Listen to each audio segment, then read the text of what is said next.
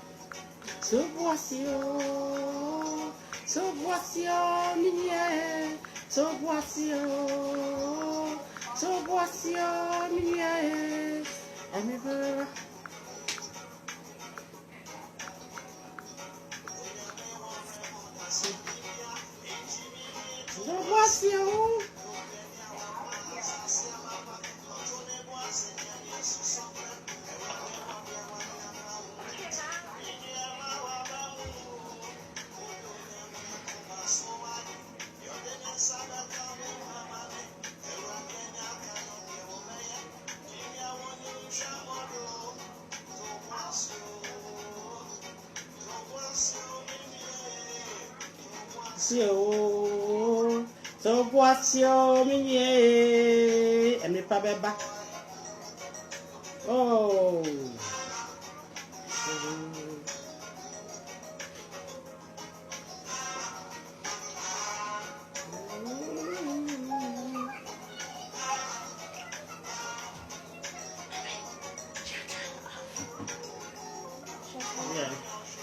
Yeah, the four Yami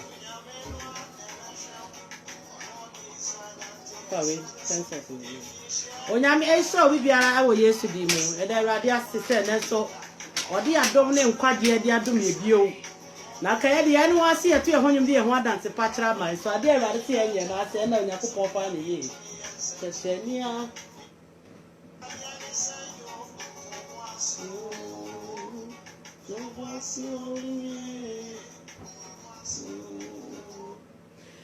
Onyankopon ehye mu biara awo Yesu di mu ye da Awurade asese ize Onyankopon de adom ne mobrohu adom ye bio arafo a wotie me Onyame nhira papa awo Yesu di mu twedi ampo nhira na bre nyina wo de adom pa adom se de dom ye se de be ya me no mi nyina do hu Onyankopon ne Onyam kwagye a wada na de ache film ne santre bepem ne arafo ihu nhira bebrebe e wo bebi biara wote me nkefiri na so ize Onyankopon de na sabadom ye na me no ba be che Onyankopon asem na ye nyina de atenti ye ho atenti ya kwa atenti ya na mo atenti ya ne yo ne enyuma atenti ye dadwini nyinara ene ade bi etu ho na mo wasase so Onyame sha da bia me kase bi bia ni waso mbo sini se obeti nya asase me fo Onyame hu ana se obeti nkwade asem a eye japade kese ma wankasa wokra na bibia na ni ho a eche no ana se eboro so kra da bia me kase me na kanche o se o be ko bo nsem dem na asan wani aba ho so na mo meka kire wo se sempo anya bo nsem dem no ni da so a ye wo twa bra ni ne ba bi wo ho to nipa ma na adire ba ho so e wo ho ansampo e na woni osuro ni anpopo so obetwa atemu eda no orofo Onyame sha bebre na enebe no be ka Onyankopon kwagye asem bi na asem no matu ni di se nipa nyina wieye and the end of all man se onipa nyinara awieye me biara fo a wote menka last week no be no be kasai e na penfo ka asem se ansa no makraso beti ne si ase no na wode asase ka kire no asem bia me ne wo ka anase Onyame asem bia me de bra wo no me wonyina so ne ne mahunu ya me di ho adase ti na me Onyankopon asem bi ya da bia Onyame bedo me di abra wo no me de bra wo orafo se wuti Onyame asem firi no a anya madwino nya benim die na mo do Onyankopon na de paya ma me de bani ehunu na me de mianka se me de pabia di ho adase no eno na me de asem ka efo Onyame hu mu na me de hye wo nkona enwo ni ba ho so na wa adwene ba ho so na wo gina yie na dachi ankwa amabi no watimi etu anama oyi Onyame ehya papa ya mampaye efo Onyankopon asem na ehyase otumfo Onyankopon mesante tetere Nyankopon wa utimi ade nyina ayo ya da wasese na so do peye na wadma ma ye kwan semfo asem pamfa mra o mawi asem ma nyinara abra ye de wasem de be wo no ogufo kese nkuto na agu aba na gu akoma pro nyina so begu aba na gu akoma pro nyina so na wiye ne ebra ne don yo mi ni pa nyina ni aba ho me so Onyankopon kwagye ene ade mu ni ade asese onipa nyina pehwehwe na wadwane abeto onkwaje susuputan no yada wasese na so de ya odom brade amaye de wonu mabrohu a accident nyoda da amen arafo nyame nhyamo na me na okasa se enipa nyina awieye si akasa onipa nyina awieye anade ande aka ho asem ami se last week me na oka be fa ebre ho na mi si akasa ya meripa bebre ehunu se yankwa na ne ebra wo Nyankopon de amaye no enyo di onipa biara wo tie saso wo so betena so sara na meso me na okasa afa onipa nyina awieye na answer me nche ho no me na oka asem bi e was Ecclesiastes chapter 7 no na me na oka verse number 1 and now say me na oka verse number 2 na aye de akọ 4 wasi abobo de afie kro eye sene ma me enum ayi kakra na me lo no oti abobo de afie kro ye sene ensanum afie kro efi se eno ye nipa nyina awieye na ti asefo de e hye won makomam arawo ye sene se de na enim mobro emu na akoma enam ye enyansafo akoma wo abobo de afie na nkasiafo akoma wo anigye fie afa me no kasa ama wadra ba ho meso wo asem Onyankopon katrewi wo si abobo de afie kro ayesene ensam fie kro adenti na abobo de afie kro ayesene nsam fie kro esanse nini nipa nyina wieye ye panifo ka asem bi se obi yase no obi ko eno ye anase obi pakọ wobi na wo hunu tie de onipa bi da ho anaso onipa bi ewo da ho no ema ne nyansa ne hunu mo ne tiate soronko eti babu ne che wo se abobo de afie no ayase so be ko nsa no fie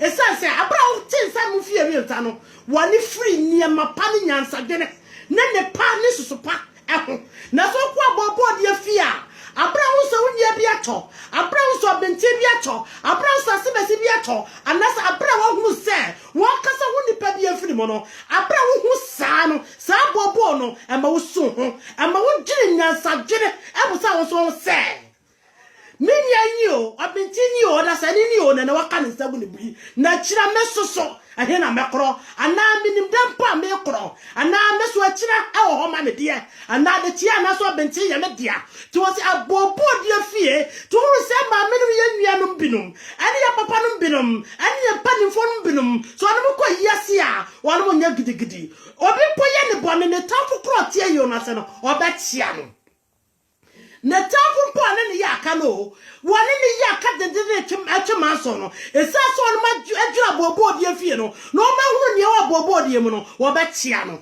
esa se ho no ni panyina ehuru won ma wieye ehono ni panyina ehuru won mo de ayi ete bia ene woni pamu a oni pa wieye kosi no etu asi abobo de fie ayesere se obekọ nsan mu fie esa so obekọ abobo de fie a o so bia yase no obi oje na ye to obekọ bia yase o misumi wo so wo so no woni ni se ekire bi no ono so nim bia ya ono so bekọ mo hallelujah etu asi abobo de fie kro ayesere sanum fie kro efise eni ye ni panyina wieye na ti asefo etatefo de hye won makomamu awrewo yesere sede na ememmobomobombo mu ana akoma na bieye anyansafo akoma ewa abobo de fie na kwasiafo akoma anigye fie hallelujah wose anyansafo akoma wa abobo de fie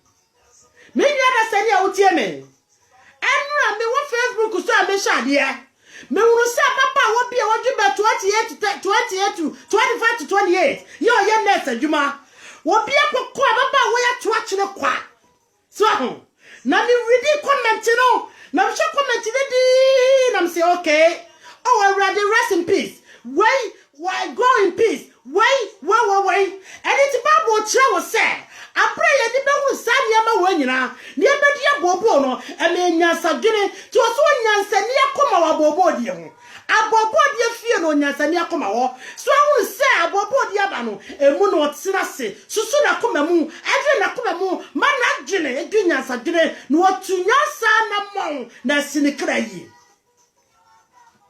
no so akwase ade na akoma won sa no mu fie wiase ani die Dabi mpere enkwa ma ene owiase nyansani da koma di akire na so de biara wo Nyankopon mu de nyansa no wakwa bobo de afia wo hie niama bebre ehu onipa wieye onipa na sebre ne onipa ne ko obeko wiase nyina no de awie no ti wase abobo de afie ayese de ensa no afie hallelujah pa yeshe afa de me na wo sa ko Nyankopon asemi onyara fa otie me da bia na me basa me ka wo Nyankopon asemi kirawo na wo yo na sani bia wo tie asase wo so ni ba ho so woni ba ho so to the stand say ni ba nkwa na kura no nsa na so Nyankopon ma nkwa na wo hampo anase heaven and earth say bedi wo asase wo so a eye na be ya na se sani atie bia ra se ni Genesis chapter 10 ne kai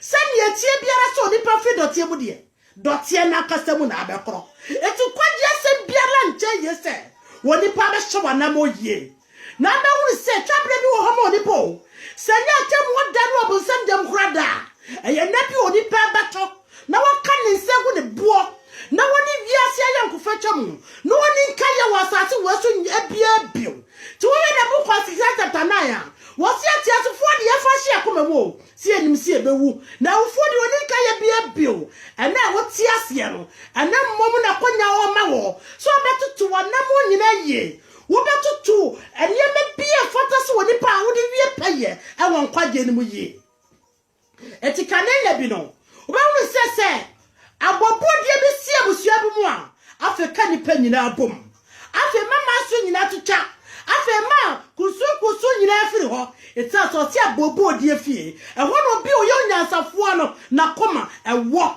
enyasi yakoma wa abobodie fie se ye precious abobo mra ye so na mom eye twa bra no to die bra e dawo mo da se ni biara ya boss te dotie na se ni etie bia sanse dotie no twedi apomi yo firi ye nti dotie ni man kasa me be kro etini sanse nti Onyankopon asambo ye kokko ame ni ba ye homre se obi biara yo nyansafo na koma wa bobo die fie esasa ho na okura wakoma no wagere ene onyansa ewie peye so oni pansa che wa homa so brasie nkoso tucha woni ama wo ye nyina na obi onyansani no eho no fa gene tia na nanom se obi akwa bia yiase no eho mom no nipa kora no so wo su no ho na wagere dachi se obinti nie asimeti nie odasani nie na so be wie me sei tia me eti tutu ya na moye abra ya tia bobo die fi hallelujah odasani a wutie me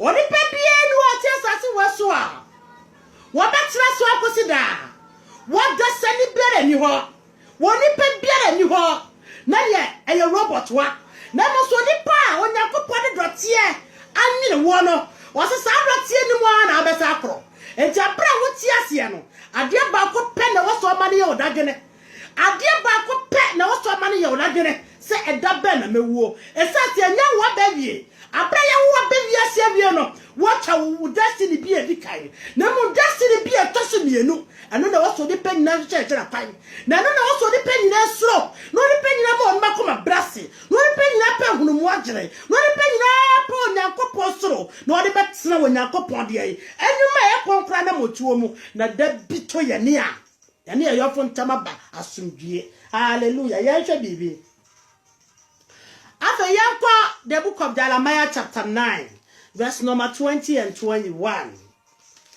me na okan Jeremiah homa etira ye enkono chichemu a eye adwonu ne adwonu baako me ka adwonu ne adwonu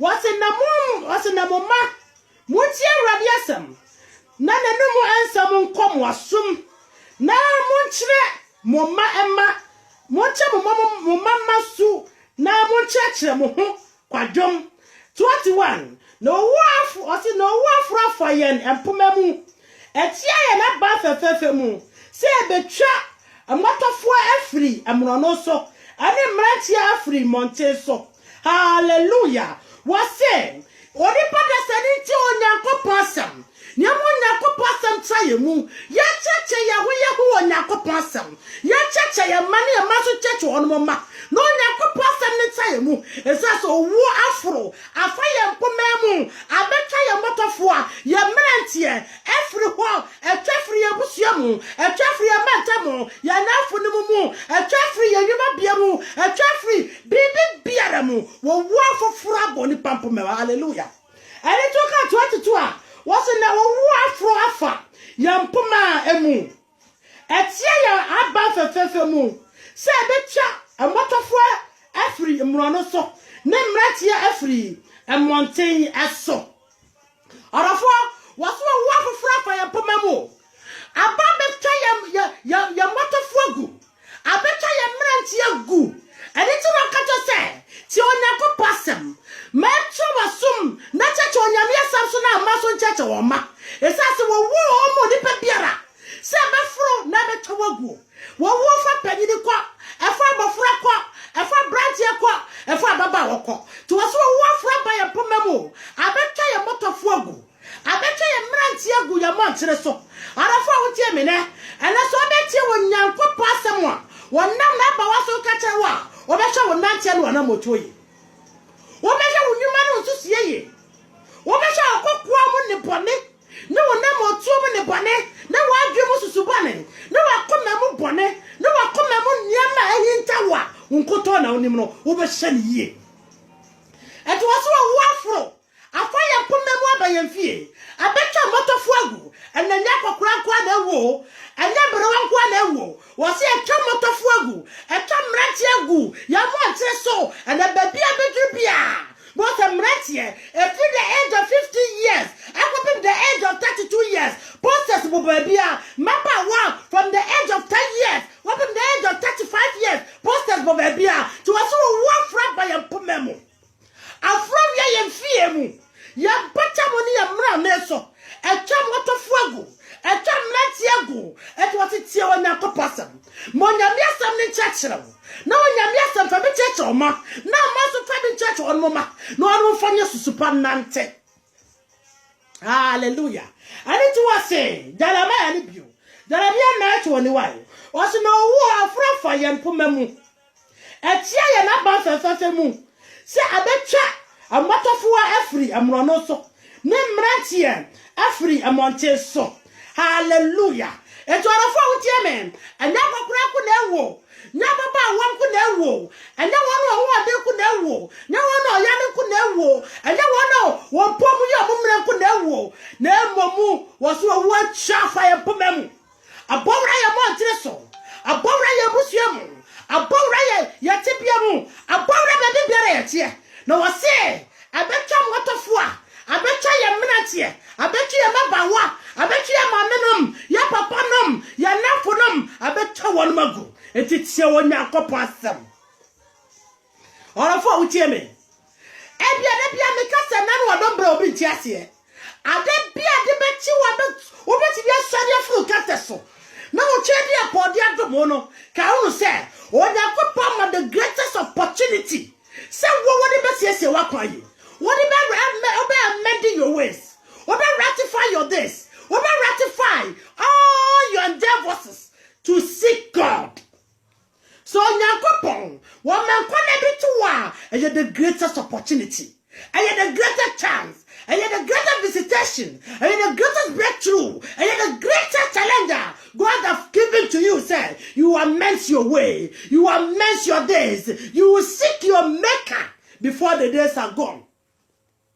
Arafo utie me kaneti tibiro na kenim se mre wa na ewo kaneti tibiro na kenim se ngokra na ewo kaneti tibiro na kenim se penfo na ewo na so ane jaraba homa no aka che se wo wo afra ba ye mpomemu abaye mfie ya montre so abaye ye mpokura nyina ase na betwa mrantie amotofo a abeto won magu ene ti arafo utie me ne da bia ukedi apodi adomo no ade bia na papa Nyankopon to fo ba bia bia do mo no eye da bia odo yie eye da bia ode ka yie eye da bia ode hunu mabo na da bia ode aspe wo sa wo de nkwaje esote no ebe nante unyuma nyina no wakwa nyina so hallelujah aneti ya che bibi wo the book of Psalm 89 verse number 48-49 Jom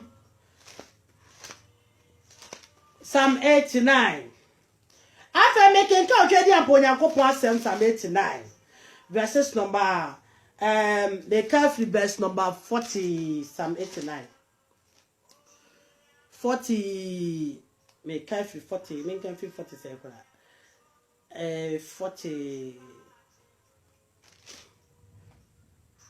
Okay, me Calvary verse number 40.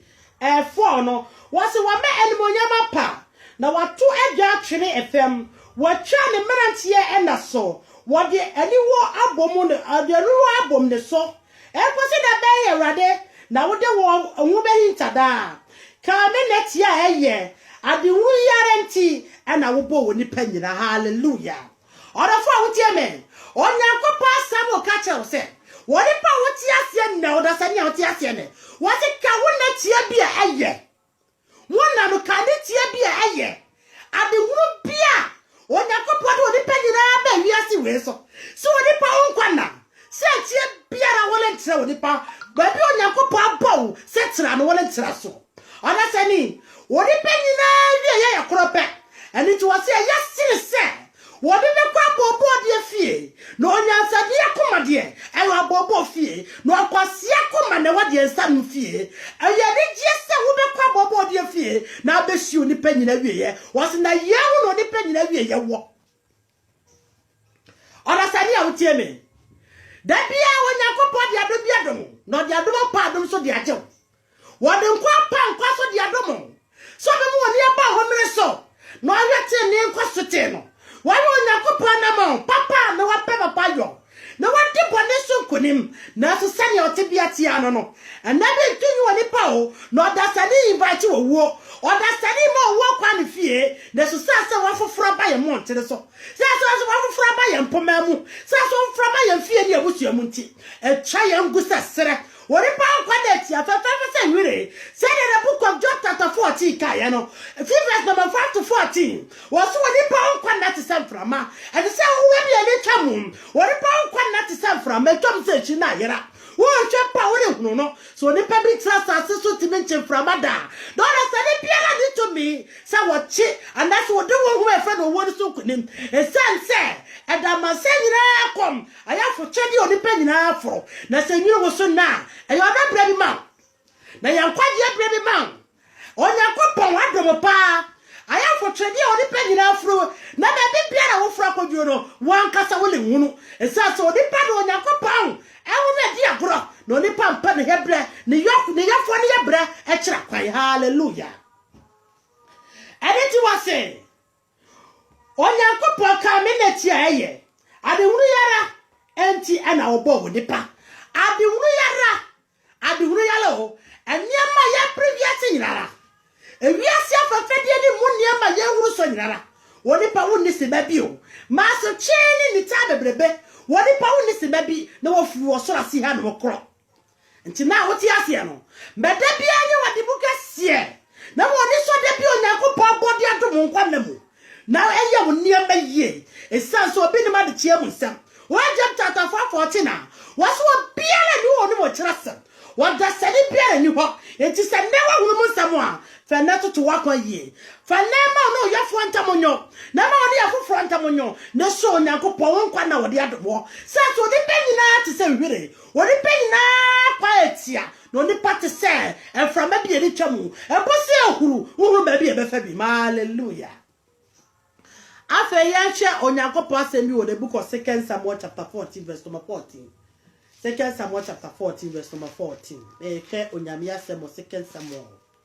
Etora bi na se, wo do Onyankopɔ asem oni pa. Da biara mi hye na ade bako a eya mi dwu oni pa ho na mi di kwa wie ne se. Wo di penyina edi niam ya ohudi echi. Oda se mi akoma firi botaye bi ho. Oda sani adwene ni susu yafi nyansa pobi ho na nadwe nyina akodi niama wono asikisa ya nakono wono asikisa ya botaye wono asikisa ya na niso ade ho na de ya ne botaye na Onyankopɔ dasi ho oda sani ni susu ya mu no e waso kopa ne yofo ntam kwan no ya ne pankuto kopa so be frasa si we so akwa. Hallelujah. Yanhwe the book of 1 Samuel chapter 2 Samuel chapter 14 me twe na makenkan wase make 40 was no wo ana eliwi na eti se nsuo a wachi egu fam ya woli ntimi amoa no na onyankopon le yi akra na wasi woli onyankopon le yi akra na wadwene adwene na dia wapami no wapam ayi no afri ne nkyɛn hallelujah wase na ewu ne yele wuyo na yati se nsuo wachi egu fam a woli ntimi moa no na onyankopon le yi akra wase ewu na odi pada sani wuwo na ti se nsuo a ya hie nsuo na gu fam na boa no enye ye wo ya kisi asesa wase ehina no adi kwa nsuo de ba na aseye ehina no wo nko ade a wo betimi ya konsuo de biagum na se ehina no amu adi konsuo no se ba wo be do konsuo foforo gum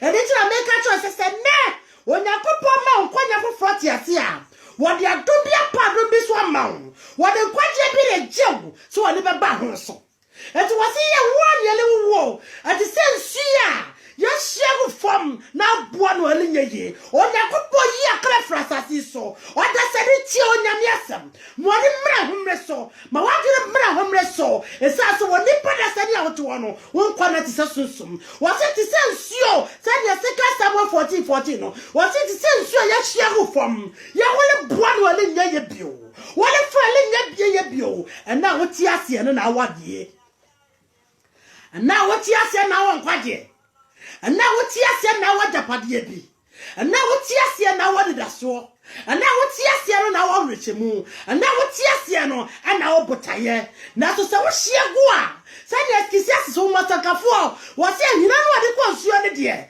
se hina no body a na se bibia se na se hina no na so wo hode a e betimi akotu frat egu ora sani a wotie me onyankopon kwaje no nya de pa nyina na obi ti so wade domo na ma wadwene bra homre so eti meka bio meka seka Samuel 14:14 o se na ewu ne yele wuyi na yete se nsuo a wachi egu fam ya wonti mmoa no na wonyankopon yi akra wo se na ewu ne yele wuyo endo be wura na poster ba ha ade che be wura na poster ba ha emrantie ne baba wa wona ho den no ho nya dene obiara ekọ eto da sadi o to nyame asem awon bo be pa na waye na konta be pa na be bo na sa doyi le tore frewa na sa abrei twaje wa die pa ne na ma wotuo die husesi a waye na die pa na wo no yofo nta o se wani le woi ati se so ya hye fam na le boa no anya ye bio ti se so le gu fam and now who say obente abrante wa what is your apapa woni na nkwanim abrante wa de den na no se mi wa I Facebook so and am who say abrante bi on the first year chasa me brother papa no gidi who den dey friend city na na mu ni poster say dey abo Facebook say wawu da dem ko obi ehunu say wawu oda say ni opre ho ayedai ti say don ni say brebi le tojiwa wo bo be pa na waye na kwanta be pa na be bo wo se wo ne le wo ti se so ahwegu fam na bo na onye ye bio anani wa don bra ne kwaje bre mo na sani anani onyankopon ne sa akonye ya ma wo ye wo be bre wo wa ye nua fi we mu ye wo be bre wo wa ye afifi kra ye nyuru ye wo be bre wo afi kra ne na to so ye sa ye nyuru ye wo be bre wo a kire kra de ye nim ye nyuru ye wo be bre wo nyumre ya kra ye wo mu nyuru I said so be the to me so to home quite. No be asking to me so to the wood quite. Said yes, chapter 8 verse number 8 in the kind. Was it what he paid to me? What does that to me so was see one home quite. Salah what it to me so was in the wood quite. Tia nana or don't brand and quite bra. Or check upon your coupon yes, sir. One of your phone tamontre. One of you ma energy 10 day near Basupamu. The chance say when you are or your phone on Tama Benyam. Hallelujah. And it's all somebody from America and that's every chapter 11. Was it funny in our war? What a drag did you know woo, yeah? A dear no bedroom woo. As I say, what I'm on the pack, or that's a new one, na send it Tibiara, or Yanko Pop, what to all in Trasso. What if Pia will in Trasso? None less than Pafu to Joa. ahoboa be na waye ti wo se agidifo ne de book of Hebrew 11 de wo wo agidie mu esase wo nyansa popi enyanti asese wo ya wo ne amanfrafo wo ya wo ne amanfrafo se ne etie bia na obefra sase we so ti wo se wo ne mu nyina de gidie ko wie ye ewu wo gidie ni Fenasa poasha wakumemu sani askisia se kan se awufo de woni bibibiara ni nka ye ni wotai na wo wuti asia ne no wo se na atiasefo nyina nim so bewu de se na wonim se wo da homo nipa aneti na sika Samuel chapter 14 ne se ewona nyele wo na ti se nsu a wachie gu fam wo boa no anya yie wo boa no anya yie esa se wo da mansa komu wo ya twedi odasani bia be furu bie wo ya nipa nyina ya say Nesia chapter 7 verse number 2 akopem for ne ka say bobo de fie aye sene say obekọ nsa no fie na saa so no nyansade akoma e wo bobo de fie na okwase de na koma e wo nsa no fie hallelujah odasani awie ya anya fe wo nipa nyina ya kro eni abo nyina awie ya pe say Ecclesiastes chapter 2 ne ka ye no to odasani a woti ase ne Munyasa na nyasa kire kwan so betu na mapa na be ye ne pa wo kokko mu wakomemu wo fi be ne wo de ba mu wo ni menyira ne pe na waso yofo ni ado bia mpafo bi betu wo za so de pati ne wo time wo de pa ko so ba fam wo de pa wie nyina ye krope eni wo wu hallelujah ye hwe bibie ye kenkai asemi awo the book of Ayana Job chapter 21. Ya do bi o office say was obi enyini. Wo wuro bi na no ho den. Wo bi no de ka mu, wo bi na no wo fe, wo bi no wasika, obi yare da ho, obi wo den den. Enim say the oya da be wo jade no wo den den. Yenim say the oya bre wa no obi wo jade akitesia. Na so ne wonya kopo asam ka tro say. Wo wom na friend wo wo no a. Wo wom na ya friend wo wo no. Wo biara ne ne so to me. What be any abrakura sadi a patch wonipa abra bonne sebre na chi wonipa hwinim sadi ono akasa pe aniti ya hwa bibia wo Job homa etira ye me ka Job homa etira ye edionu ba akọ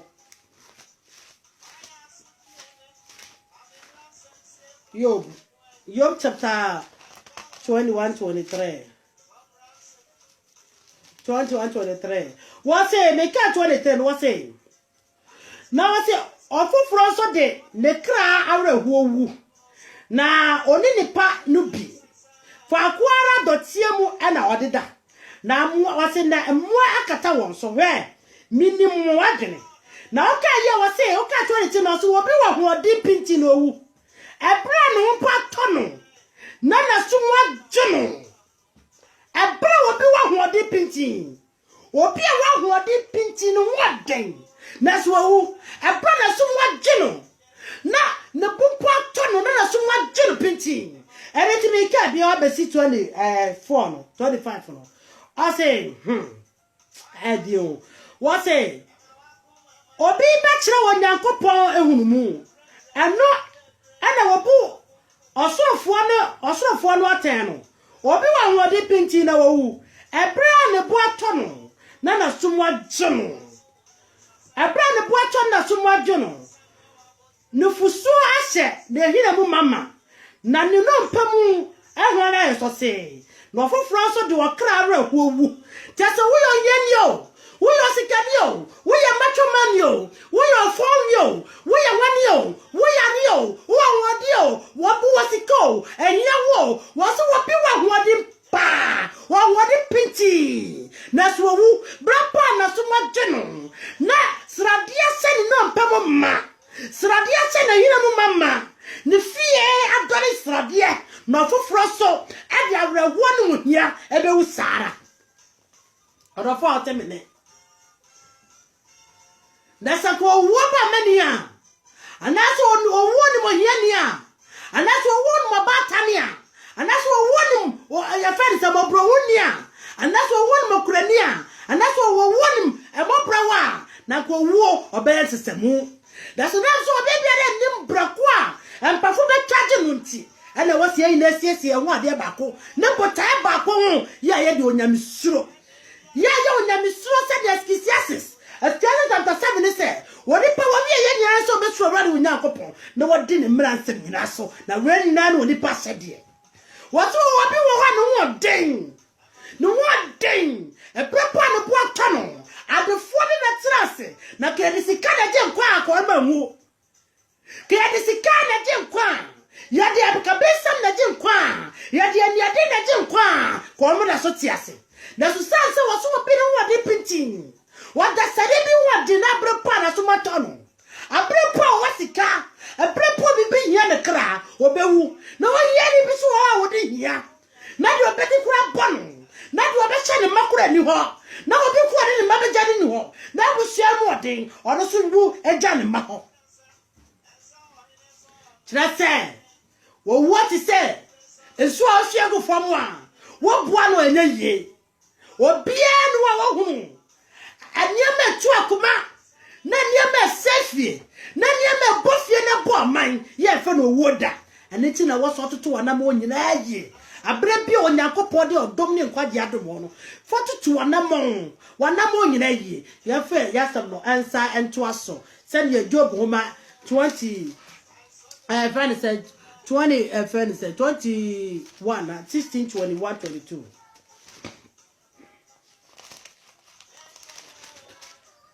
Meka Job homa etira ye edonsia ne chichemo ya aduonu ba ko ne aduonu mienu what is say Onipa nyankopon nim said onipa ba di ma ne yonko no hallelujah afa Meka 22 what say na mfia ewo ano no beduru na mekọ akwani a melensa ne me mabio hallelujah what say ye ma o so what the for obi obentebe timi fa sika anye ne nkwa o timi fa japade anye ne nkwa what timi fa na srade ne na ye de na honyade anye ne nkwa ene ti ye di ma woni pasa de wobili ni ma oni pasa de ono ne yonko di ma ne yonko no na saa so na ebre bia onyame asam oni pefe no kwa na no se beduru na no no betu kwani a ye sase so nyina kwantu a wole ensa na chi mabio hallelujah Meka bio wose na mfia wanu no beduru na mekwa kwani a mele mensa me mabio enfia wanu onyakopo bia ma oni pa na sedi wasase weso se waso bedi nkwa na wei asase so no Job o kira yansa ebeduru na se dra betu kwani a wori nsa ba wati bio wo betu kwani a wori nsa ba wo na fie bio wo betu kwani a wori nsa ma wo ja fie bio wo betu kwani a wori nsa ma wo yokono mo bio wo le nsa ma wo yire no wo kunchan wo betu kwani a beja wo ma ene wo busia ho ene ti wase nkwa na bio nya bedi ama ho ebeduru na se dra betu kwani a wori nsa ma bio oda sani wo kwantu obitu oni po baby ko eni ti siesie wanamo ye toto wanamo ye to apra boye so onu ye no ba no so ye so onyuma no tira bia no ti bia ye na sani woni afofo na ti ye oda fo na oda sani a otemenka Job wasemo aka chebro obi eni o so nyankopon kwa na bia odi ama na beduru ebedru sadira boko Psalm 48 no kaya no ebedru maye kwasa susu nyira kwantu ole mabio woni papa no betra sasu wo so otibile mne nwo woda woso wada sadi bere no wa betra sasu wo so no wakasa mede mne nwuda ti Psalm 90 no woso kunkwa na onyakopo de abo ye dwoche na abro so akwa na ye dwokro na nepo ye mu se dwoche de dwokro no enipa hodo se na nya enipa hodo se na nya dwoche no no onu je dwokro no etu wase betu kwan na kwani e betu na ni sa me ati bio to da sani a woti ase ne wo kwa bitu wo baby ko esa tu weso de sani ye pro chapter 11 no esuafo ni ngari che wo makoma mu sasi ye kugidi kwa siasi ye kwa asodi a siasu yasu nyame a ya be no na kwasna na namoso sani ye wie pe ye gidi akote enim na ya wo gidie nim na mposi e dia sase weso a ya wesemu wo gidie dada se ya wo ne amafrafo ya wo ne amafrafo se no bi biara ti wo so ase ha oda se ne a wote menka onyamia sababa onchene mapo onyamia sema brebiara bese so onyakopo de nyansa de kasa kyerɛw no de hunumu mo adra ba homre so no de atante ne kyerɛkyerɛ wonyuma nyina mu ma homre so esa so onipa oda bi kwa ye kwale ye lensa mbabio sani eskisiasis na ne kaye no wase ne tani o ni do ni no kontri o ni bibi bia da wie peye no ni atasefo eni twaka biara bio aleti na bo ko no chapter 16 no abro wasi kanini si mami ko meja fie mo awia no memme no bi ho mi kwase won se o sakra won magene na ba bia me won nya na jabra am ka che ne se ba bia odri obi biara emma hansa nko bio na mo won mo ko nyame asema kire wo onafo abrabia bo usenya satia mo mo ntesutire wo ko Psalm chapter 1 Psalm 1 verse number 21 hours wasi wadinya satia mo mo ntire so wadinya kasa kira wo wudjom wadinya bo ntrane saka besie wo nyankopon nyansa na watu wo afri mo yale ne entere ho na mpafo bi toje wo a ebre bi toje wo a enda bi bom frɛ wo a wo ka wo nsa bi go bu a wo kwa na bi dwura wo kra anya asumdie ala fo dia ne hunu mo pa na dia ni nyansa po dia no da se ni wadwene na dia pa na ma wo wotimi ma wa kwa nyina atene so obehunu se woni pa onkwa na tia se ne obey wa bra ba koduru biara se ne obepesu biara waduru se ne biara obeduru ase se ohunu se ohunu meni ntia se ne nyansa poi na watimi abra wo ho ase na watimi abra wo ho ase anante ye na wanyi wo so wode nyo na onyuma nyina mu aneti ya twa bibibio ndamsa me ka ho biem ade kirewo ya read the book of Job chapter 16 21 22 what say wo ma woni pa onyankopon ni se de woni pa bedi ama ne yonko no wo bia ni wo betimi ade ama onyankopon ni se pa fo bi to wa o da sani bi no obaka se rade me ma me nya ready me papa nya ready me nya ready me yire nya ready me ku nya ready madafro nya ready me pastor nya ready wo bi bere ni wo obetimi ade ama wo se ni oni pedi ma ni yonko oni pantam na no ase enkwana bia me kan 22 no wo se enkwana bia onyankopon wodi ama wo ni pa no sa enkwana no ebeduru eto ase na mfia wo ano no ebeduru na meko ekwani amelensa me mamachi bio meko akwantu obi amelensa mamachi bio sa abra me no kontwiri me nyuma nyina awie sa abra masetira pa masetira pa nyina awie sa ta manejia ni me rese mu nyina awie sa abra ni misika ni me dweta nyina awie sa abra ma wonya dia ni me pe nyina awie ma wuru sa ato me ni me nyankopon ebre nyina dia kaso awie amame ena nyina dia kaso awie amame se die sumbre kolonkomo amena na me lekro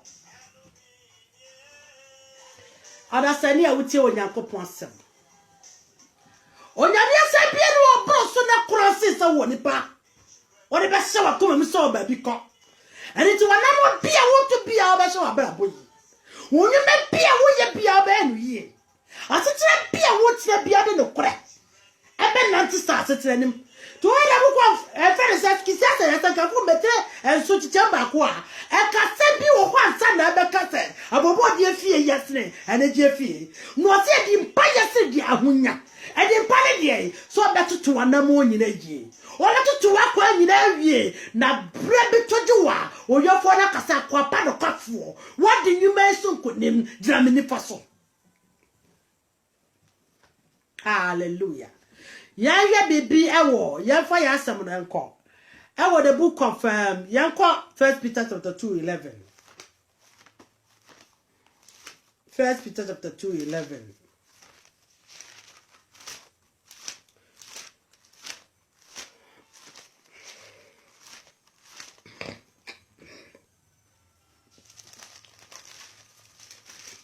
ya ka bibi wo ho o se arafo bi to bo fo se awon woni amanfrafo se mu yi mu ho en free ahonama kono a eno okra no e ko no ho na mo mabra pam na mamu na dia wodi mo ho ensekuro wo mu no wodi ensekuro mo mu se ne boyefo no wa hwemo no yo pa no no wa so Yakopon ni munyam tie bio o ti adafo me tumfo se orafo na me tumfo Yakopon mo prohutumfo no de ne wasema e fini kika wani mu so wadi penyina send your seconds about 14 no was a one yearly woo what the penny woo at the same so much you from and so you from one when you bio the Lamech 21 from 21-22 was a war a fro after memu a buy and fear the motor fogu I bet you a man Monteso and Robert who say war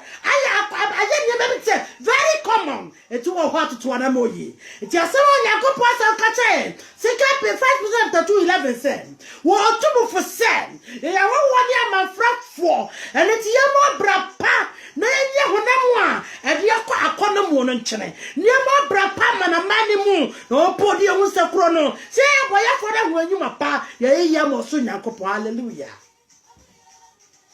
na so nipa wonyansa wait ni mu a odasani wo wonti asieti ni mu se me o woni ma freni e wasase am ti suiso e to when you go Leviticus chapter 25-23 on the Yakopon ka Israel for se mo bi biara nto asase biara asase no eti me obi biara dada japade yesa se mo nyina mo ya wo woni amafrafo yesa se mo nyina mo ya wo woni amafrafo e baby beba ama mo nyina ma sa ko ba bi amfiri ba ye e baby betu agiye anamoni beba ya bra boso a ye betu asase so nyina kwantu ne ale nsa ma ye tibiem ne ale nsa hu ebusia bio ye ale nsa ma wiase betoto ya kwa boni bio ye ale nsa ma wiase ma ya de pa ye tu nya ne bio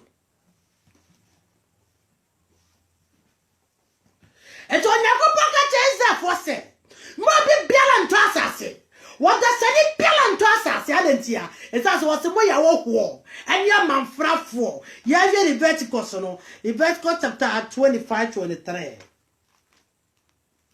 Leviticus 4 ma etire ye aduonu enum temo ye aduonu miensa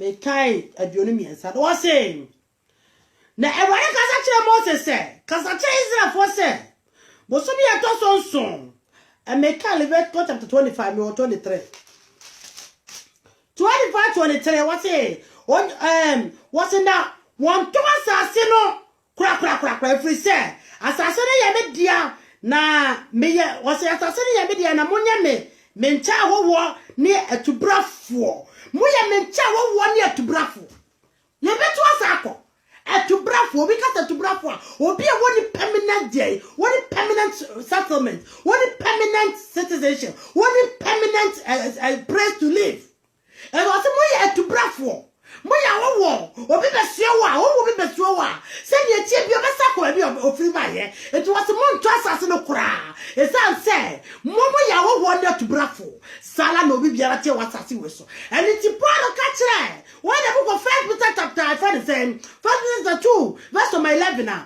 was ye nyane metumo for se ye ya wowo ne manfrafo wasase we so and it ye mo brapa mana mani mu Yama brapa ya obedi ko odefo woni pe bia obedi ko asase wo so sa obedi atum sa onyintum ane na Job homa no e ka Job chapter 21 no e ka kire se obi ane ho odin no ogina pintin na aso majono na wo ne pa sa so obi ane wura ho na wodi hia asase so no woni mu nyinara woni mbe fra asase so akọ obi a be kopi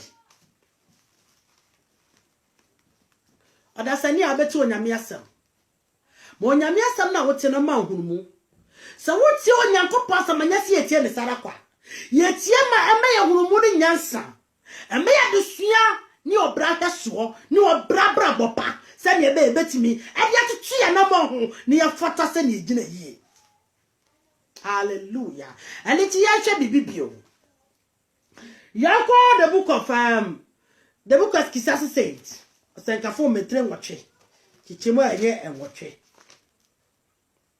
making ka onyame asem wo say woni pebe ni wonwom so to me se wodi besi wonwom ne kwan no woda so to me ani ho na ekoma ani osa emu na bone wo say na bone ma ani yofo emfiri o bone ma o say na bone ma ne yofo emfiri ni mu mfi Make it be on Saturday. I did be a win ya pa. Was it? Eight. What the peppy near home so to me? So what the best woman so quiet. No, what does to me any hot? Now, come any or sa emu. Now, bonnet money for every moon fee.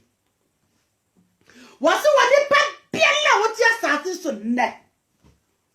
What does Sania what your satis to know when you go for the other? Was the one to me? Now, who does so listen to me so the best would have fine? Was what the belly who does it to me? And no till a job catcher or jobs is still to a twat or the three say. I rather one hour dear Amber when the pan bedroom.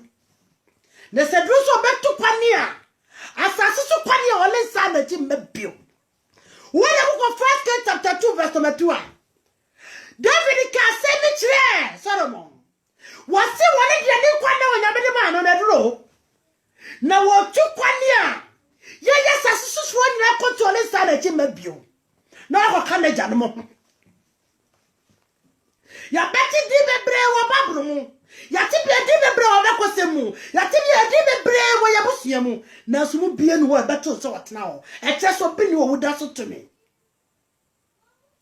Na sa no nipa wo ti asase wo so wo so ni wo kra so to me. Ti na wo ni wo da so to me no. Hallelujah. And it's here Papa David can say the book of 1 Kings.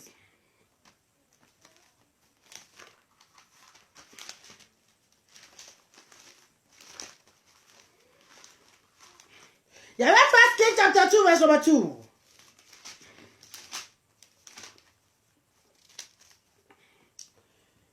Making kind. What's it?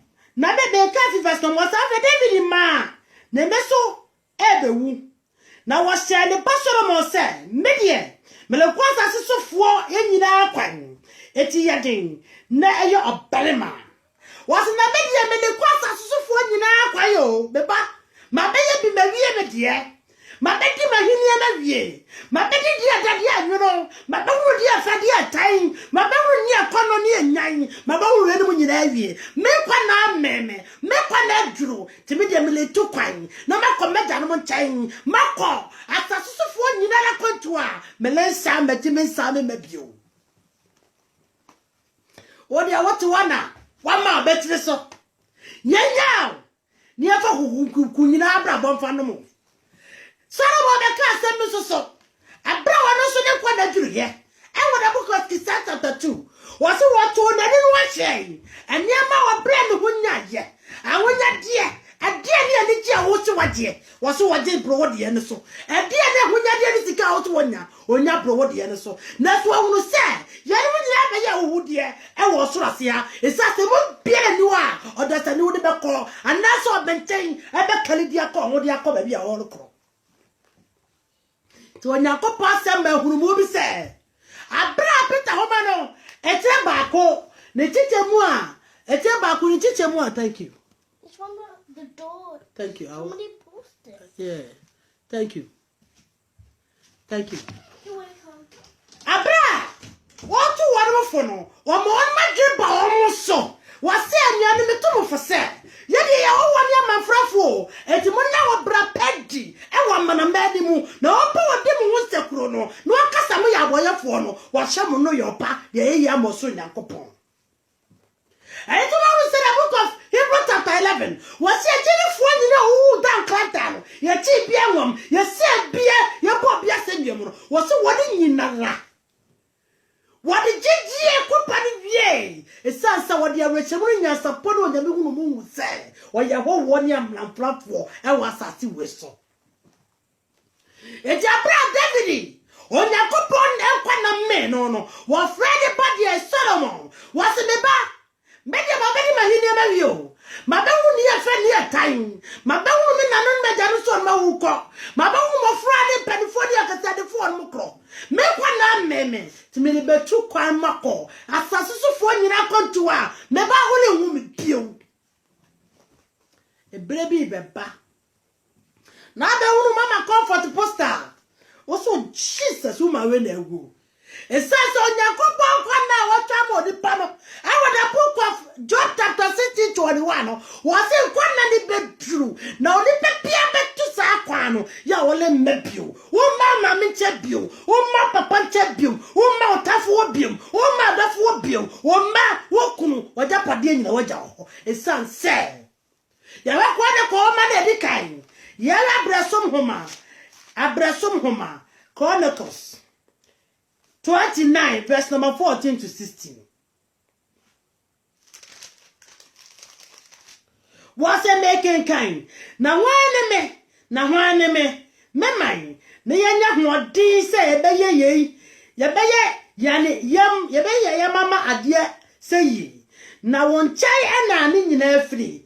Now one some na, Yanya, now one some Yanya, no, Nayadi Ama.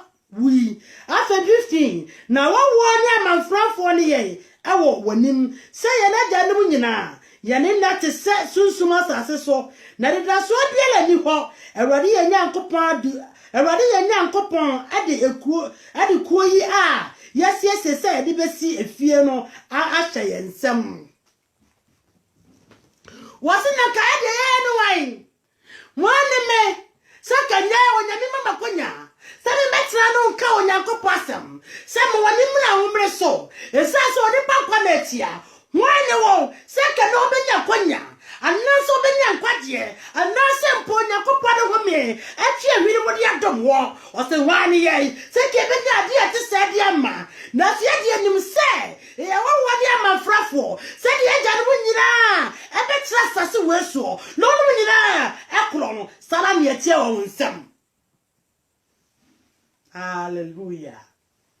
Orofo enya de toro bia me ka to Onyankopon babro ho se for wasam ne to me da na me fa no mafoforo se de be obi biara mmani me ba ho mere so na watimi atoto won mana moyi. Hallelujah. Aleti ya cha bra fero ebusa Jacob se na won kwa na Onyankopon de ama no eya he ade anu ye ena Jacob de ma fero was a man kwa Onyankopon de aba me no eya wo ha say na de aka na ya mane nkwana na se ne tie bia na firi ha na makoka bega mo ho na ne maja makoda oka babu bia be mu se was na David ne aja no kodai na Solomon ne aja no koka adai na Joab ne aja no kodai na Jeroboam ne aja no kodai Melissa ne aja no kodai Ezekiel ne aja no kodai Isaiah wi ayi Elijah wi we and it is a woken kindness of wuna dia na ya ne ba wadum tira se woni pa obabi ko tira se woni pa kwa na te se dia na la obabi amen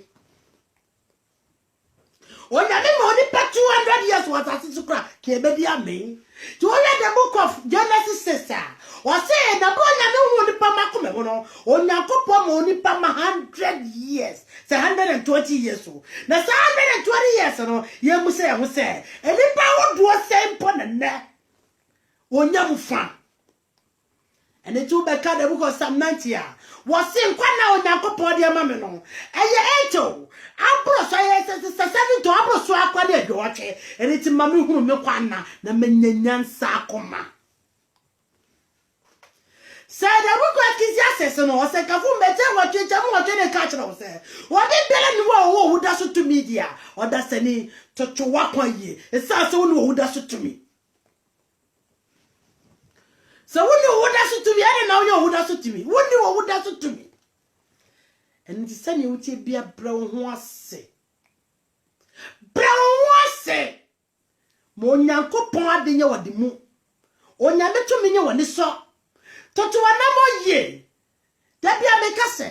Se ka so bi ni yofo ntam etsene a. Anya wa so de kro.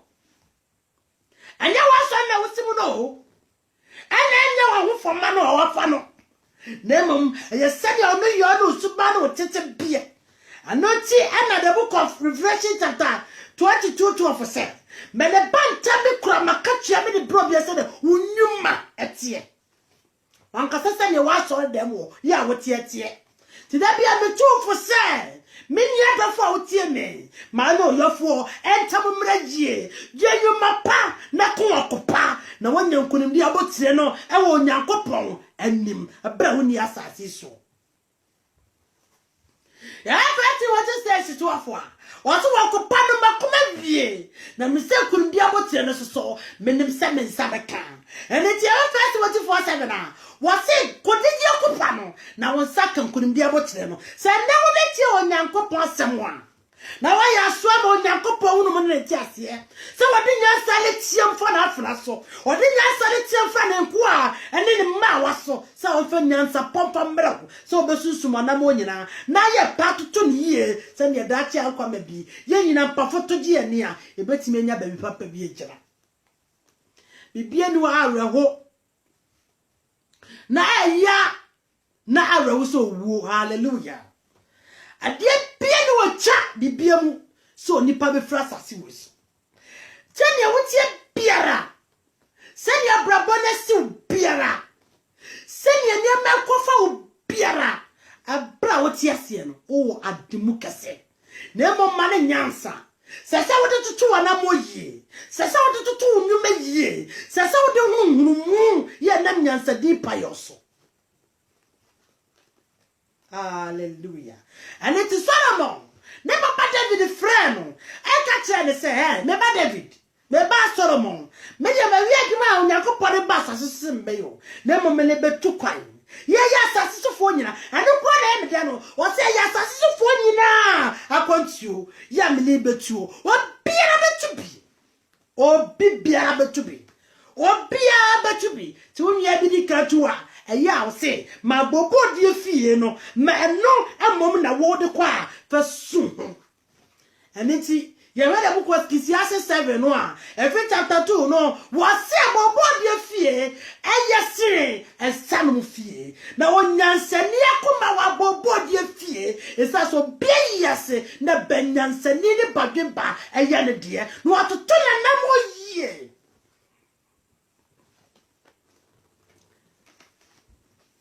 Ye the book of 1 Samuel chapter 4. Abira Elia ne mako akon mienu hui Elia susu na kuma muda se sada ne mamienu bewu wonu amu hui naso hui owo de don beko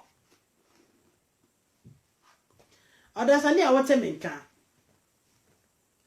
da bia o ka babro no akotoso ana Saul ne bajo na ta ko wuye ana eli ni mane ne mamienu ana elo mamienu onyankopon de ejabe se ono wuye ana Ezekaya ana janum kodaye ana Abraham ona janum kodaye eya me ka bi wo am say the book of Genesis chapter 27 da bia ne busam so e dieti na Abraham koto asase no se wo wo yesie no ho ana na busuafo wo sie no ho isa se Abraham no se eno ni nipa nyina wiye abra aya ho wo asase ne so no e wo se wonya da bi obesi na wufo isa se ni nipa nyina awiye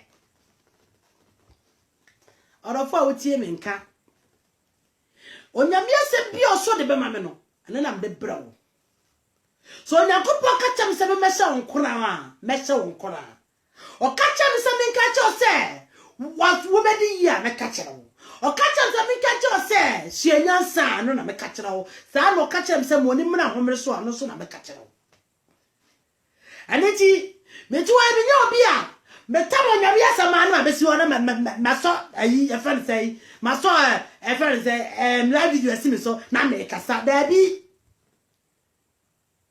nemo me kadi osu Nyankopon na makomamu a ehinta honhom de ehunsa ne ehu no e na me de braw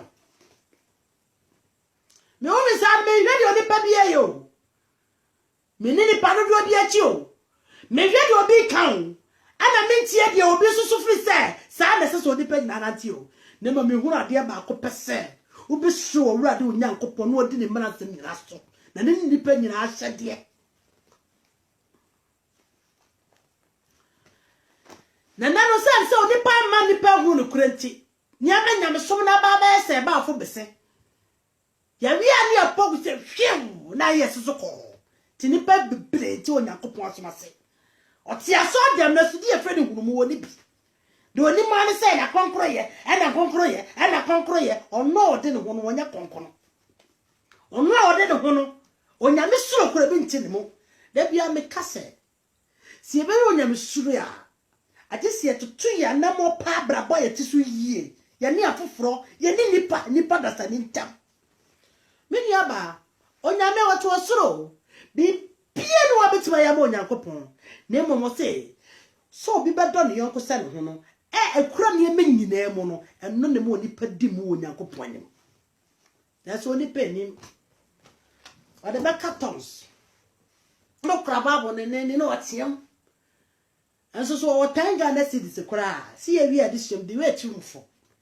o tanga na sidi ne kura no na ni nwie bi kura ba so chare ana me ochiri mi o na bi me ochiri mi kura mi na temper o mi hu na so sa ta no chemo ye yi se ye tu kura o chemo ye yi aso ni pa we gina wo so ye tene ni odasani we gina ho bo obi ntene ne sakra wa bi no na so no anka se ode no ho no ye ka de sakra ade de ba de obi be sakra na adwena o sakra no de ba niema ho abra obenya transformation and renewal of mindset na ye ka so obi asakra na adwena na dia ho na wo sakra wa adwena fa onyame ti asase we so enti wo tene no ye ne kwa be so anase konkron na wo so obi nye no kwa be so ye fa so ye konkron o ye na ade de kwa kosi se bia wo so bi si ye konkron ma wa kwante kwa be so ane na confuse wo mo o so bi se konkron ye ne de a o se so obema wa kwan ye pe obeto ho fi bone ho na obetnantie na obema no Nyankopon tem be ye adwo aya de na kwa be so akwa be so ene wo no yonko nipa nta nipa bebrenim onyame po nipa be ma wo no yonko nipa nta wo po nipa fo wo no nipa nta woni obi nyuma so Nyankopon ya wo no yonko nipa nta obi nyuma so Nyankopon ya wo no nipa nta tuwe Old Testament ni nyina wo Nyankopon so na ka che Israelfo no eye adia da onipa no onipa ntem ane niema wo so no mo ye efa nza niema no ho ya ya mrasem du e wo the book of Exodus chapter 20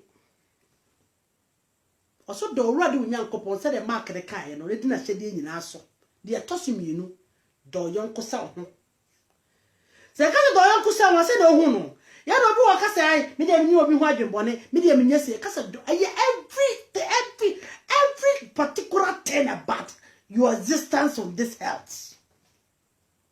Every particular thing about your existence on this earth. Tinse ti ami busa se. Kunku ya ne kase yenye kunkun. Yense kra ya dwene. Yenye se no aye die ba die. Ana na person busa am se aye die ba die ankasa. Die na oni pa no wonye. Ye no obi ti aso dem. Near their story tides, a story collection, a story welfare, near their cocoa bank, no crop tia saw them all. No more chill warm. No walk on in the mother, Domian Prem, no walk Sabi, was sent with you near to my. But your cat will be so on sacred argument. Your cat will be so unpacking quaya blabuchi. A crime and a crime radino. When you go from what on jazz as is. Tino woman humanity dino. Se abra obedie di se Onyankopon ono ne oye enyeme nyina so na ni na ne atiri nyina obunwa de no di aka no se enwuma ne ne wa hene to be ma example with James chapter 2 verse 14-15 was wonu ya ba won chan no ka so ni de obedi oni de obehia men ka te so fo Onyankopon so wie ko was e gidi wuye and it is a ti obi ne anasa be ti obi ka se asakra wadwene ene fa ikosi asakra wadwene ene de bade woni pa ne sakra na dwene ene de bade wa woni ma dwene sakra wo busa wo se dienti ene Onyankopon bo nipa egu asase wo so se ono awurade ni suba na nsa so die pa botaye nti na Onyankopon bo nipa egu asase wo so se de ne yenye eto Onyankopon abra Yesu Kristo Mary Magdalene wo the book of Luke wode ne hwam ne kogu ne na ase no na afa Judas ka se aduhwam de ke betimi kura ton de abo ahiafo Yesu kan se mi se oh na se ahiafo de on betra mo nche da na wo se abele bia eto we the book of 1 John chapter 3 verse 16-18 Osi mama mfata kyerema no na emu no mfi niyomu wo bibia bo wunya eno ne ade e fa ne tene nti wo be the book of Hebrew chapter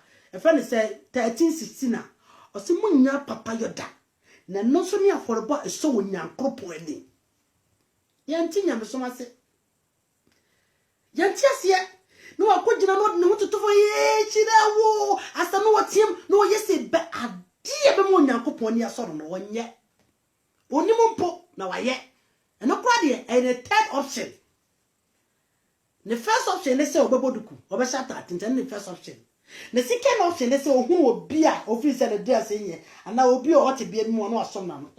And then the second option just what tene. Abra wan kasa what wodua ne kura wudie no. Ya wa wo kare aduan enso no ma oyonko bi. Wa kura kare wo ha. Oyonko da be kwa na wo. Wase da ayu ho wo ade mienu o wadwene se nipa da se ne abola mi yoda ote wo no de da so ti ma menyi matare muni mfa nko na mfa nko ma bola mi nche wa e bi bai office on your bodam aneti mama yensi onyame akwa ne yie ni hu onyame nyuma ne yie ni enti onyankopon na kwa na se yie ti Yesu ka kire wo asemi o ka kire wa anti ase e the book of Matthew. So I say Matthew 25 from 35 to 41. I say me da asabi am heavy. I come dey mo maduane. Me da de ja wan sha mata de. Me da fia se so am heavy. I say da ben na yetu anye bia ma. I say ne wan nya amafo wan nya amame. Ti Luke chapter 6. I say so wa de mi no man nya ba ko. When you do atanu ngusu musa no. Nya me stum na ye ka no. It's between you and your other people. Between you and other people, but ma direct la no kra ma la no ko be fufuro. Yare Luke chapter 10. Abra Yesu Kristo ne Pharisee ne kasa. No ka kire o mo say, love your neighbor as yourself. No musa se wan no neighbor. Afa Yesu sha se se wo mo parable. Se abrantie bi o tu kwan kam kafo ko bo no atete ne prepare no. Osofo Levite ni beto wo twam koi. Pharisee ni twam koi, toji ni twam koi. Afo wo se wo bi a ka ye fe Somalia o ya mena mamu ni asa ata me fe ne genta no. Wono no beto nipa no wo fa no wo de to repon ko de ko nsabia. Wo wi wo chia no kanya. Ti se the scripture ne tie no. Oso wo fa no ne kwa ya sa de ne to repon ko so. De ne kwa ya sabia, twe chia no kanya na. Sa ka cha sa ni se obesa ba be na sika ni mpanso a obechi oba be chia ne aka ni nyina no busa won mo se wo mienu no asofo no be twam se o ma eleti kaka nyame asem afa to di ni se o ma me nkogije me friends me koje me tai me friends vata se dey afa o so ayi no so Levite ni so ma me nkogije me somadwuma ono so twam koi na obi o so wo wi asem obi no wo wi ase no enti no catch Pharisee for the book of Matthew no say mo anhwe yi a adwamabofo ba be sam ho ko so ahemanim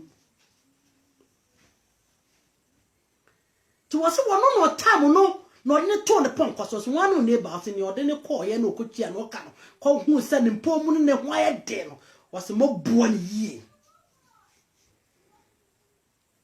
and okay so ni ti aso dem oh boy, we crack na me amebushia ma buo mo wi. Was charity begins at home. Wow, no, what say I want me I should fear for. The cow fear for. It's not only your mother, your father, and your sisters. No, mum, it's about the humankind. The humankind. See you ancestor be na who baby awo. Would you not take a family war? Can be shocking. So everybody could be your brother and your sister. And into ye fear na moyi. Enya mesom na yesom no, eni ntiase. Send your church and some confused. To so dey okwakotan so dem aprapra so dem the etisia so dem aye bibia aye no ho say bibia obeye bi. Be o say onipa we ya. O so obi na de ebo we pa dan pa ade o ye men because you can say o me enko asane. Ade o ye me pa no no okotu. 2 Corinthians chapter 6. sane mo no wo mo nyini ntwinko mi akoro e de na bilia wo ba bi o de akofa tinyamsum na ye basa because of interpretation de microphone tinye timi twa kra Paul so ko busum fie no bebu madidi na wode sa wode bechi wonum and obi preach no wu so obi crash air no cigarette ba no ko na we say ya tamu o shade na wo chi wusie fari hinim o be ko busam jam enya za na etwi akra manyame yo wo bampo na aba no wo ya ade na nye na ofre so kasa che na nka wo sa akra woi wo de wo so hame wo de wo se de wo de beba nye ya hye na nimbi obeso de ehugya wakọ be kofi ade a wo ye nye kofi hwe asodi mfa nipa nko ba bia wo bu panyini eno ne nhira wo bo so betie se de kisosom no ye tobia I just don't understand. It's so disgusting. They all want to took kisosom na fa no airtime. Na no obi gari bi o preach was here on there. We ba che no wa sorry no aso mu mudu ko o ma. Look at this. Wow, we get the lamp. Yesu. Nipa wo Yesu tena nipa so. E kire che o metwa no hie enyo. Wo nyina na na ono adwen. Adwen zakara. Nanso na mo se wo de nwuma pa. Etine ya pa penti. They were able to follow the steps. Yeah, dear. Me de onyame ase we de futu na mde tacho.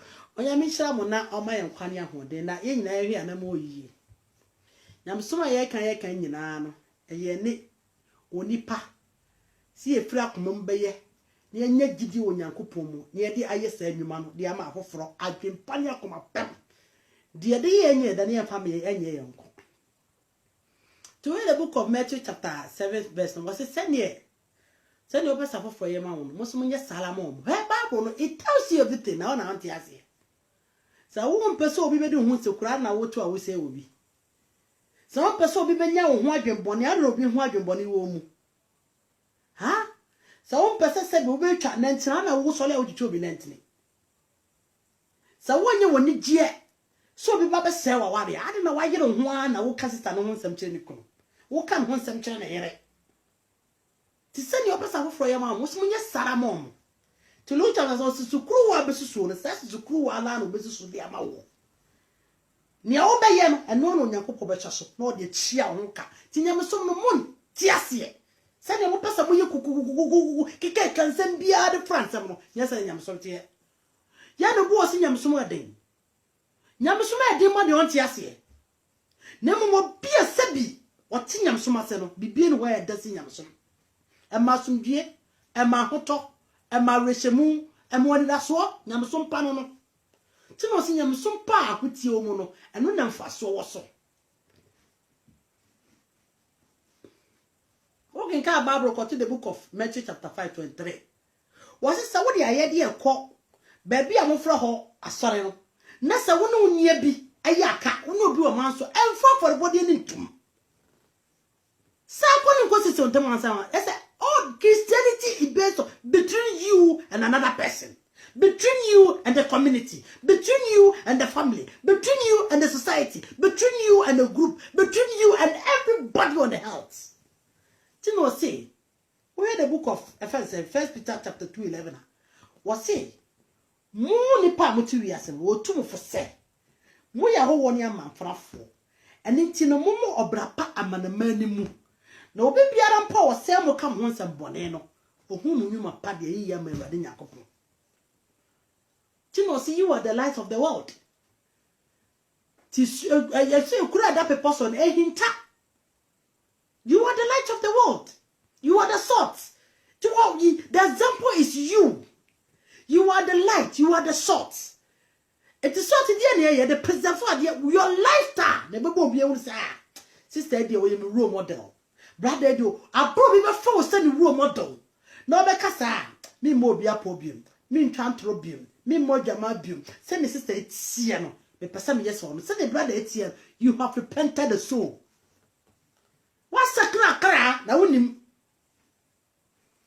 na sani ya bra boni enu ye nu yo ni titi ani ye nya beso ni esi chechire mu ne de sani ni pa nyina be kasa nya sa ni so nya biu enso nya me sa onya mi hira ye mo mpa ye to Tumi nyina ewura da wase abode nyina ewura ase Daniel monyam kan wa ade nyina sotomfo no yofo no abande de ni abantre ne no edwa nkobia jefo yakoto serafo tipegyafo ekruwa amasofo nkuto ni ani monyam adwa nkobia yada wase abiri nyina se wode opeye ne wado mobrohu no ahode de ache kwa no anye bibi biara na ade adom no mobrohu ne nkwanso so de adom ye nyina bibi biara ewo mesre pompa ye manuanu nyina wiase ma ma nyina mu so be ma mobrohu wadom no nkwaje so tie na da obia bibi biara owo na wate wasem woda beto asem no se ne onwuma no wado no mobrohu setie na wanye ne tiefo ke na wo mo waye ne yefo ne tiefo nyina wadom ne mu hu ya mabo ne nye sara ne timtwa no mo matre ne fata no ne timi ne anuanu nyina tra so biom ama yentuma papa onyankopɔ so ne tie ne mu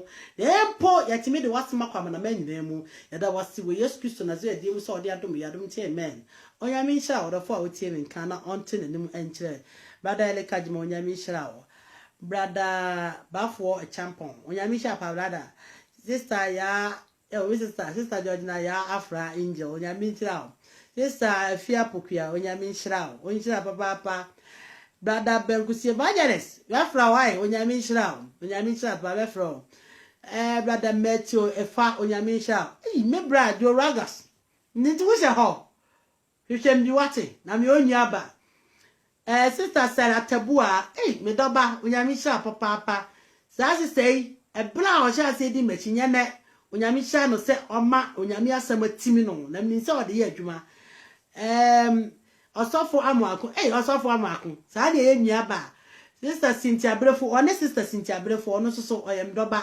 onyame nhyira mu nyina me do mu nyina George Mas me ba panyin no me men na o na panyin George Mas oya me ba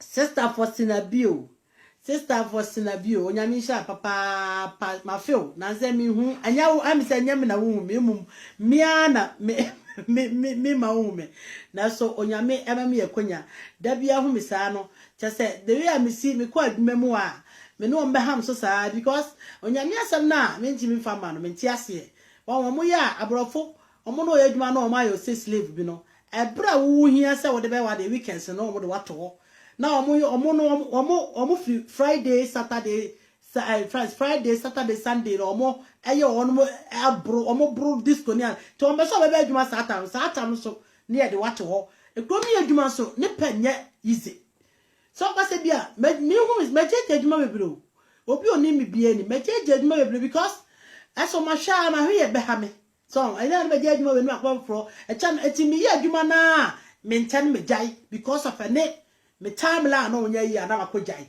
e basa so ahwe ya e be ha obeto be because wonya adwuma de menye che ye na so de ma menye we sa na da bi yi eso ye kakra la ba yes e to bi o ma Sunday of ne ma nko yo brother Nana Sako Frimpon onyame nhyira papa wo Yesu Kristo din brother brother Omai Nana onyame nhyira me ba Aliet oya fra me Aliet Emma Hafo onyame nhyira papa oya fra me brother me papa ba agunu no brother Kodwo Chefifa onyame nhyira sister Grace Yabo onyame nhyira brother Daniel Abisa Nkroma omanbanyi onyame nhyira na me papa ba akunso Mr. The Graft Bernard onyame nhyira Prince Twim onyame nhyira papa Pascal Pabiku be ba chima podnasu ni ya fachem why podnasu ni ya fachem brother Isaac Opoku ono so me banano sister na nefi ye mi hu wachem te onka che onyame nhyira papa